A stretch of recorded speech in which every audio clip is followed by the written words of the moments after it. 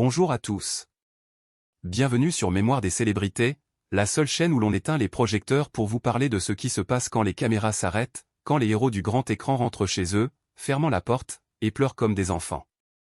Aujourd'hui, je vous préviens tout de suite, cette vidéo n'est pas pour les cœurs fragiles. Vous allez entendre des choses que même les plus grands fans de Charles Bronson ne connaissent pas. Vous allez voir des photos que sa famille n'a jamais montrées.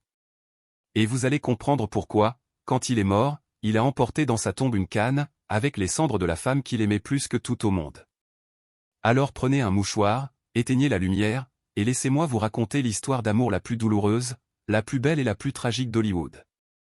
Celle de Charles Bronson et de Jill Ireland. Commençons par le tout début. Parce que pour comprendre comment un homme peut mourir le cœur brisé, il faut d'abord comprendre comment il a vécu le cœur en miettes dès l'enfance. 3 novembre 1921. Ehrenfeld, Pennsylvanie. Une cabane en bois pourri, sans eau chaude, sans électricité. Dans cette cabane, il y a 15 enfants. Et le 11e, c'est Charles Denny Buchinski. Futur Charles Bronson. Un bébé qui pleure déjà la faim.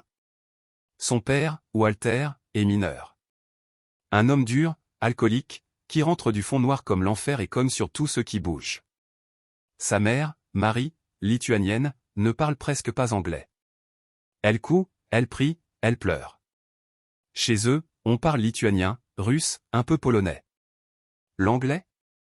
À peine. Charles grandit avec un accent si fort qu'on le prendra pour un immigrant toute sa vie. La pauvreté est indescriptible. Ils dorment à 3 par lit. Les souris courent sur les couvertures la nuit. Quand il n'y a plus rien à manger, sa mère fait bouillir de l'eau avec du sel et appelle ça « soupe ». À 6 ans, Charles porte encore les robes de sa sœur aînée, parce qu'il n'y a pas d'argent pour un pantalon. À l'école, on le traite de « sale polac », de « sale lituanien ». Il rentre, il pleure, il se cache sous la table. Et son père le bête avec un journal enroulé, « Arrête de chialer, on n'a pas les moyens ». 1933, il a 12 ans. Son père meurt d'un cancer du poumon.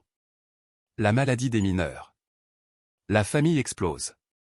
Charles descend au fond. $1 la tonne de charbon. 16 heures par jour dans le noir absolu, la poussière qui vous étouffe, les explosions qui font trembler les boyaux de la terre. Il perd 3 frères dans les effondrements. Il a 14 ans et il tousse déjà du noir. À 16 ans, son dos est voûté pour toujours. Ses mains? Des blocs de pierre. Il fume depuis ses 9 ans pour calmer la faim. Il dira plus tard, la voix cassée. J'ai eu la claustrophobie à vie. Je sens encore l'odeur du charbon dans mes narines. Je sens encore les rats qui couraient sur moi quand je dormais. Je sens encore les coups de mon père. Je sens encore la faim. 1943, il a 22 ans. Il s'engage dans l'US Army Air Force. Mitrailleur sur BE-29. 25 missions au-dessus du Japon. Une balle lui traverse l'épaule. Il reçoit la purpelate. Et pour la première fois de sa vie, il mange 3 repas chauds par jour. Il dira, les larmes aux yeux, en 1987. L'armée m'a sauvé la vie. Pour la première fois, j'avais des chaussures sans trou. Pour la première fois, je n'avais pas faim. Pour la première fois, j'étais quelqu'un. 1946 démobilisé. Il erre. Chauffeur de camion, ouvrier, crieur de bingo. Et puis, Atlantic City. Il est d'une troupe de théâtre à peindre des décors. Un acteur lui dit, t'as une tête, mec. Viens essayer. 1951, premier rôle. Un marin qui rote à la demande. Hollywood le prend pour un Indien, un Mexicain, un voyou. Il joue des apaches, des tueurs, des boxeurs. Il change de nom, Bronson. Parce que Buchinski, avec McCarthy, ça fait trop, communiste. 1960, les 7 mercenaires. Il explose. 1963, la grande évasion. Il est là, avec Steve McQueen, James Coburn, David McCallum. Et c'est là, que tout bascule. Un jour, David McCallum amène sa femme sur le plateau. Jill Ireland. 36 ans. Anglaise. Cheveux blonds, yeux verts, sourire qui illumine tout. Actrice talentueuse, The Man from UNCLE. Mère de 3 garçons, Jason, adopté, Paul et Valentine. Bronson la voit. Et il lâche à McCallum, glacial. Fais attention à ta femme. Sinon je te la prends. McCallum rit. Gilles rit. Mais Bronson ne rit pas.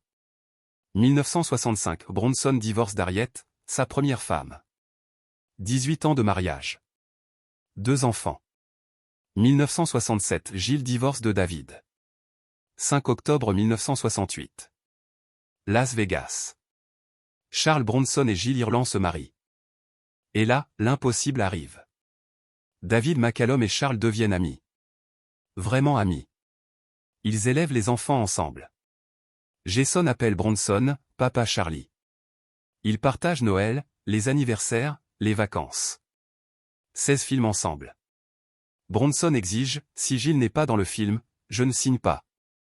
De la part des copains, le flingueur, Chacal, un justicier dans la ville. Gilles est toujours là. Même en second rôle. Même malade. Leur maison à Bel Air devient un refuge.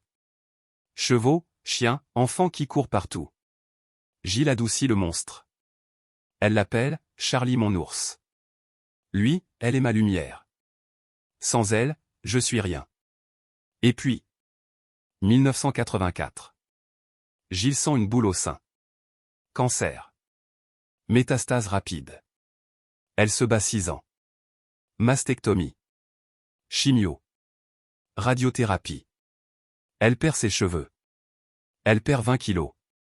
Mais elle sourit encore. Elle écrit 2 livres. Life Wish, 1987. Lifeline, 1989. Des best-sellers. Elle raconte tout. La douleur. La peur. L'amour. Ronald Reagan lui remet le courage award. Elle pleure. Charles pleure en cachette. 1989. Nouveau drame. Jason, leur fils adoptif, 27 ans. Retrouvé mort dans son appartement. Overdose héroïne plus cocaïne. Gilles s'effondre. J'ai tout fait. Réhab. Thérapie. Amour. Il n'a pas tenu. 18 mai 1990. Malibu. Gilles s'éteint à 54 ans. Dans les bras de Charles. Il hurle. Il frappe les murs. Il refuse les funérailles publiques. Il fait fabriquer une canne. En bois précieux. À l'intérieur, une fiole avec les cendres de Gilles. Il ne la quitte jamais. Là, elle est avec moi. Toujours. Charles ne sera plus jamais le même. Il se remarie en 1998 avec Kim Weeks, 39 ans, assistante de Gilles. Mais il dort avec la canne à côté de lui. Il parle à Gilles tous les soirs. Fin des années 90. Alzheimer. Il oublie ses films. Il oublie ses enfants. Il oublie son nom. 2003. Cancer du poumon métastatique. Pneumonie. Insuffisance cardiaque. 30 août 2003.